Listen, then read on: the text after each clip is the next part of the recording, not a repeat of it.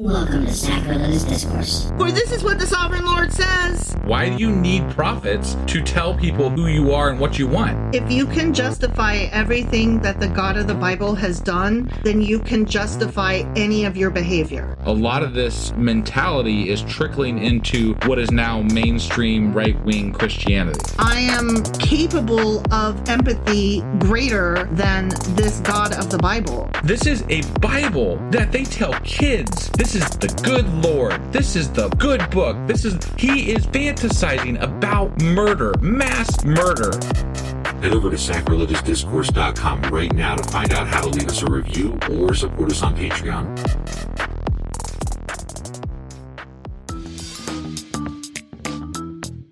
Hey there, sinners and saints. It's your favorite Bible-bashing duo from Sacrilegious Discourse, and we need your help. That's right, folks. We're raising funds for some heavenly equipment and a studio that doesn't sound like it's in the depths of hell. Our current setup, let's just say it's more apocalypse than audiophile. So if you want to hear us dissect the Bible without the background noise of demonic squirrels, chip in a few bucks. We're aiming for $5,000 to upgrade our audio and build a studio worthy of blasphemous banter.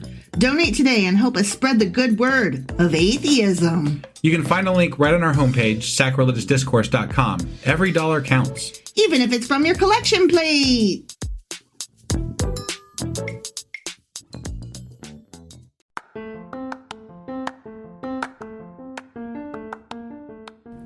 Welcome to Sacrilegious Discourse. I'm husband. And I'm wife. Together, we're reading the Bible for the very first time.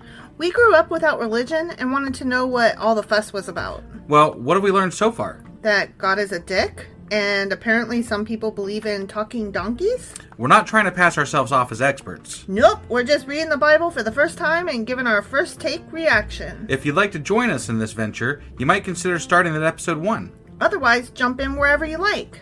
All right, let's go read the Bible. Yeah, let's get to it. Husband! Wife! Do you remember what happened on Friday? We had Amaziah. Hooray for Amaziah! Right, that. And he kind of listened to the prophet at first by firing the mercenaries, but then he went all... He was also like, though, but what about my money, though? Right, yeah. And God was like, I'll pay you back, don't worry. That didn't happen, because he ended up being an asshole towards God. Yeah. And so then God was like, fuck you, basically. Because he worshipped other idols. Yeah. And so that was pretty much that chapter, I believe. Yeah, pretty much. He died. Yeah. I mean, because, you gotta stick with God. And he got brought back to the city of David on a horse with no name. All right. So that was 2 Chronicles chapter 25. Sure as fuck was. And today we're going to be reading 2 Chronicles chapter 26. Let's go do this. Okie dokie.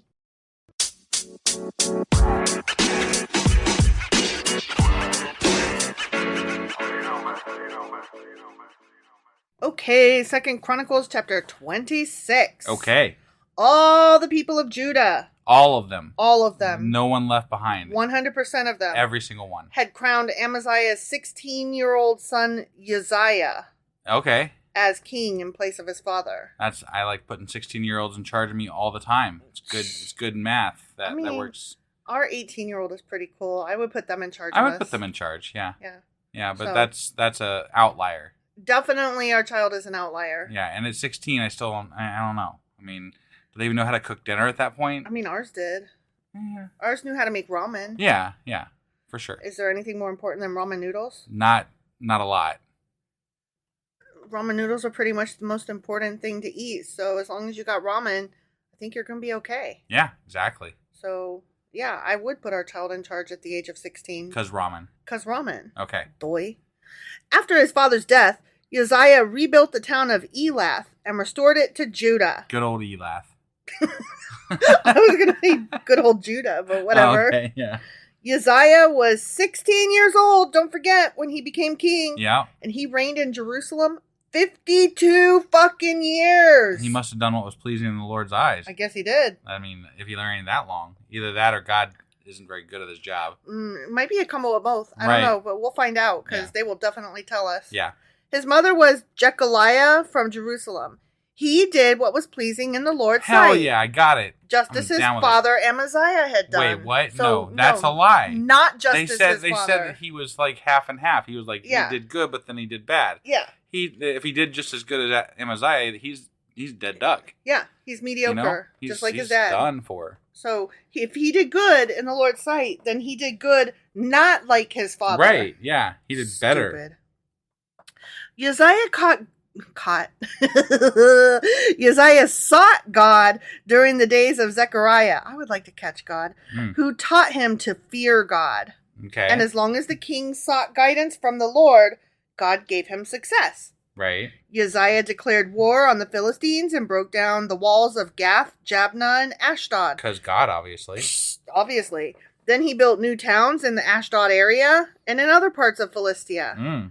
God helped him in his wars against the Philistines, his battles with the Arabs of Gur, and his wars with the Meunites. Yeah, those guys. Meunites. Sure. Whatever. Yeah.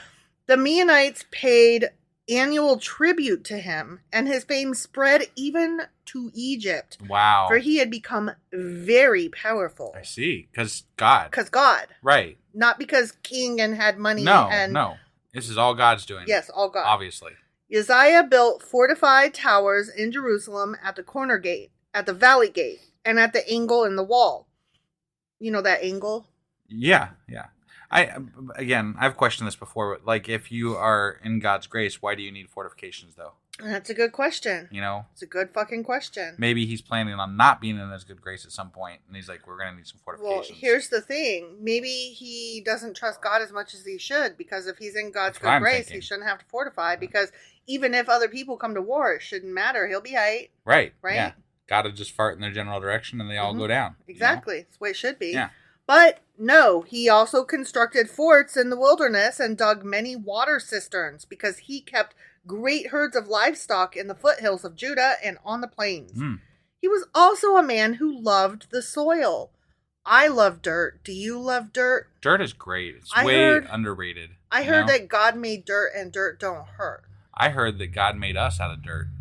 Dirt is dirt. Dirt is definitely dirt. And to dirt we return? Sure. I don't know. Yeah. That's all I got. We're stretching here. He had many workers who cared for his farms and vineyards, both on the hillsides and in the fertile valleys. Okay. Uzziah had an army of well-trained warriors ready to march into battle unit by unit. This army had been mustered, and organized by Jael, the secretary of the army, and his assistant Maaziah. Okay. When I said you are mustard, it's because you put mustard on everything. I do. I love mustard. And you're always like, babe, we need to get more mustard. Because babe, mustard. Can you put mustard on the grocery it's list? Delicious. Hey, babe, don't forget to get more mustard. Because I need mustard. I know. That's why I said you're mustard. Yeah. Yeah. They were under the direction of Hananiah, one of the king's officials. These regiments of mighty warriors were commanded by 2,600 clan leaders. Okay. The army consisted of 307,500 men, all elite troops. Wow. Where does elite fall in line with capable? I would say that's very capable. Elite, very capable? to me, lends to very capable, yeah. Is it better than capable? Yeah, it's definitely better than capable. Or is it a degree of capability? I don't know. I'm going with very capable, though. They're at the very least They're very capable. capable. Yeah. Okay. We need to create a chart, you know? We really do. So there needs to be, like, not capable. I think that... capable, and then very capable. Well, I think that capability should be the measure, the unit. Yeah. And then it's just degrees of capability. Yeah. Yeah. How capable are you? And then you could, like, even stretch the thing to, like, go to, like, you could have, like, at the top of, after very capable, you could have, like... ultra capable? Or the 3, The like... 3. Are you the 3? Beyond capable. Beyond very capable. Right. Yeah. And where's the 30? The 30, they would be... ultra capable. They would yeah, ultra. Yeah, that'd be, like, above very capable, but not quite the 3. Right? Yeah. So. Okay. They were prepared to assist the king against the enemy. Uzziah provided the entire army with shields, spears, helmets, coats of mail, bows, and sling stones. Well, he's equipping them with more stuff than the other guys had done in the past. Yeah. And he built structures on the walls of Jerusalem designed by experts to protect those who shot arrows and hurled large stones from the towers and the corners of the wall. Wow, this guy sounds like he's really involved in building infrastructure and stuff. It sounds like he's really prepped for war, though. Yeah. His fame spread far and wide, for the Lord gave him marvelous help, and he became very powerful. Not those people that were really adept at building walls and stuff and fighting. Exactly. Yeah, it was the Lord. Mm-hmm. But when he had become powerful, he also became proud. Oh, man. So I guess he is just like his father. Yeah, he's got a little bit bad. Which led to his fucking downfall. Is that what it says? It says that which led to his downfall. Oh, okay. I added the F-bomb, obviously. But yeah, it says which led to his fucking downfall. Got it. He sinned against the Lord his God by entering the sanctuary of the Lord's temple and personally burning incense on the incense altar. Whoa, man. You don't burn incense on the Didn't you learn anything from Aaron's sons? God. Shh. Azariah the high priest went in after him with 80 other priests of the Lord, all brave men. They confronted King Uzziah and said, excuse you, it is not for you, Uzziah, to burn incense to the Lord. That is the work of the priests alone, the descendants of Aaron, who are set apart for this fucking work. Get the fuck out of the sanctuary, for you have sinned, asshole. The Lord God will not honor you for this. No. Exclamation point. In fact, he's killed people for less. He sure as fuck has. He smote the fuck out of Aaron's own sons. Right? Uzziah, who was holding an incense burner, became furious. But as he was standing there raging at the priests before the incense altar in the Lord's temple, leprosy suddenly broke out on his forehead. That's how leprosy works. When leprosy just suddenly breaks out of my forehead. Like one day I was just standing there and God was like, you did one F-bomb too many. And I just had like leprosy. It broke out on my elbow. Right, yeah. On my elbow. Yep. Yeah, it was bad. It was, yeah. I didn't stop cussing though, so it went away anyways. Right. When Azariah, the high priest, and all the other priests saw the leprosy, they rushed him out. They were like, get that nasty shit out of here. Ooh, don't touch him. He's unclean. Yeah, unclean. And the king himself was eager to get out because the Lord had struck him. I mean, yeah. So King Uzziah had leprosy until the day he died. Ooh, do you think, like, he did not reach out to God and be like, oh, I am so fucking sorry. I'm the worst. Like, I really fucked up. Right. I was on a good, and then I fell. How do I fix this, my man? Yeah. I guess he didn't do that. No, but if you have leprosy, you're not supposed to be allowed into any, religious things, and you're going to be like sectioned off outside of town in a leprosy camp. He lived in isolation in a separate house, for he was excluded from the temple of the Lord. Damn. His son Jotham was put in charge of the royal palace, and he governed the people of the land. Wow. The rest of the events of Uzziah's reign, from beginning to end, are recorded by the prophet Isaiah, son of Amoz. Okay. Damn. Interesting. When Uzziah died, he was buried with his ancestors. His grave was in a nearby burial field belonging to the kings. Ooh. For the people said, his ass had leprosy. And his son Jotham became the next king. The end. Interesting. Wow. So they didn't even bury him with the kings. No. He was buried in a fucking field. Really, the only thing that he, according to this version right here, the only thing he really did wrong was to light incense, not being a priest. Mm-hmm. And then God was like, fuck you, leprosy. Everything good that you've done is undone. Yeah. Don't even care. And there is no fixing this. Sorry. Right. Yeah. There's no apology. Right. Wow. And you're struck. Yeah, I guess so. You're right. I mean, well, he seemed less bad than his father. Right. I mean, I'm just by his tears father, of bad. His father was buried in the city of David. Yeah. Yeah. That's what I'm saying. Okay. All right. This guy was less bad, but because he had leprosy, yeah, he wasn't even allowed to be buried in the city of David. Right. This is bullshit. Right. Right. This system is not across the board, and that bothers me. Yeah, it's not enforced fair. Fairly, no. It's not fair, and I don't like things that are not fair. I agree. It's like if you're playing Monopoly and you're like, but everybody who's left-handed gets an extra $100. Right. For no reason. Yeah. And also, but if you land on this square, you have to go chop your wiener off. Whoa, I don't know. I'm not playing this game. But it's the game of life. You don't have a fucking choice, right? Yeah. That's what I'm saying. Like, it makes no fucking sense. It's not across the board. It's not fair. I don't like those kinds of games. It's because it's not true. Right. But I'm just saying, this is how they wrote it, but it's not true. Right. So that's all there is to it. Right.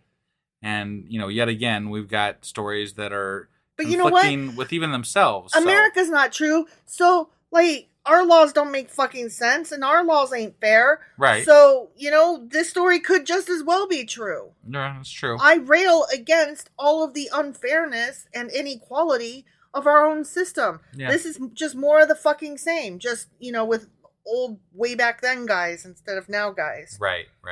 So. Whatever. I hate it. It makes me angry. Yeah. Reading this shit makes me angry. That guy should be buried in the fucking city of David, leprosy or not. Right. Yeah, I agree. All right. Well, that was 2nd Chronicles chapter 26. Sure as fuck was. And tomorrow we'll be back with 2nd Chronicles chapter 27. We'll see you guys then. Bye.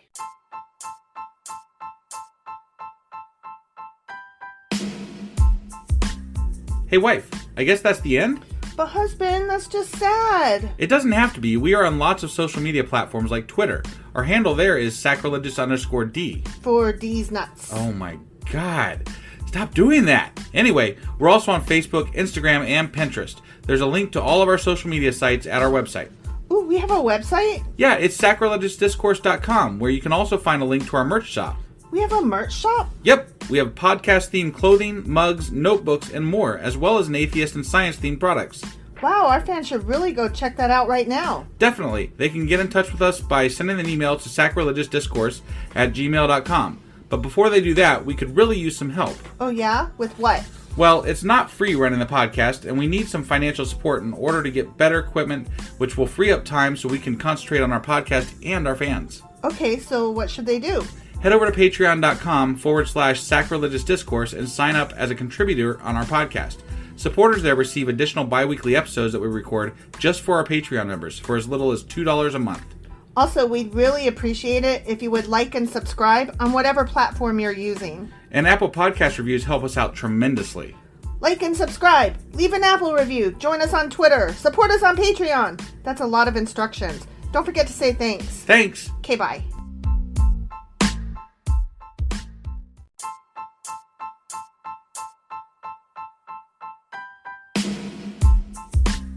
Hey, wife, I guess that's the end? But husband, that's just sad. It doesn't have to be. We are on lots of social media platforms like Twitter.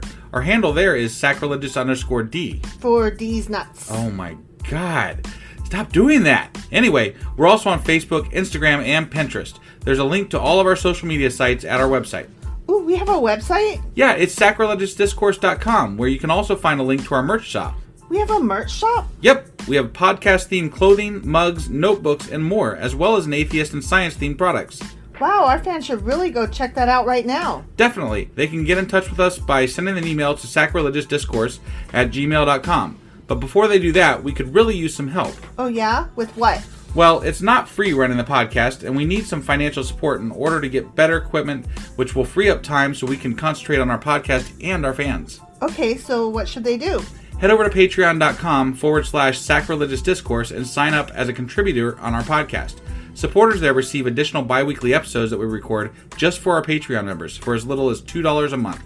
Also, we'd really appreciate it if you would like and subscribe on whatever platform you're using. And Apple Podcast reviews help us out tremendously. Like and subscribe. Leave an Apple review. Join us on Twitter. Support us on Patreon. That's a lot of instructions. Don't forget to say thanks. Thanks. Okay, bye.